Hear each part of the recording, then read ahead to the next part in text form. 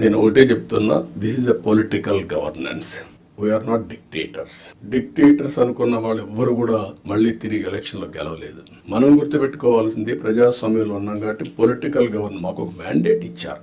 ఆ మ్యాండేట్ మళ్ళా మీరు పర్వాలేదు కానీ మేము 5 ఏళ్ల తర్వాత మళ్ళా ప్రజల దగ్గరికి వెళ్ళి మళ్ళా ఓట్లు వేయించుకొని వస్తే ఇక్కడికి వస్తాం, లేదంటే అసెంబ్లీ కూడా రాము మేము. ఈ విషయం మీరు గుర్తుపెట్టుకోవాల్సింది. మొన్నైతే మంత్రులు ఒకరో వచ్చారేమో అసెంబ్లీకి, అందరూ ఎవరు అసెంబ్లీకి కూడా రాలేదు.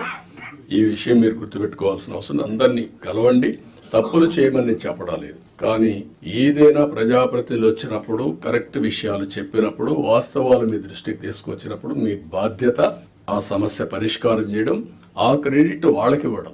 5 ఏళ్ల తర్వాత మీరు అక్కడ ఉండరు, మీకు ఆ క్రెడిట్ అవసరం లేదు. ప్రజాప్రతినిధి బాధ్యత, మీ బాధ్యత మీరు చేయడం, మీకు ఒక సాటిస్ఫాక్షన్ రావడం, మీ క్యారియర్ లో మీరు చేసిన మంచి పనులు మీకు తృప్తినిస్తాయి. ప్రజాప్రతినిధి వాళ్ళ బాధ్యత అది కూడా మీరు గుర్తుపెట్టుకోవాల్సిన అవసరం ఉంది.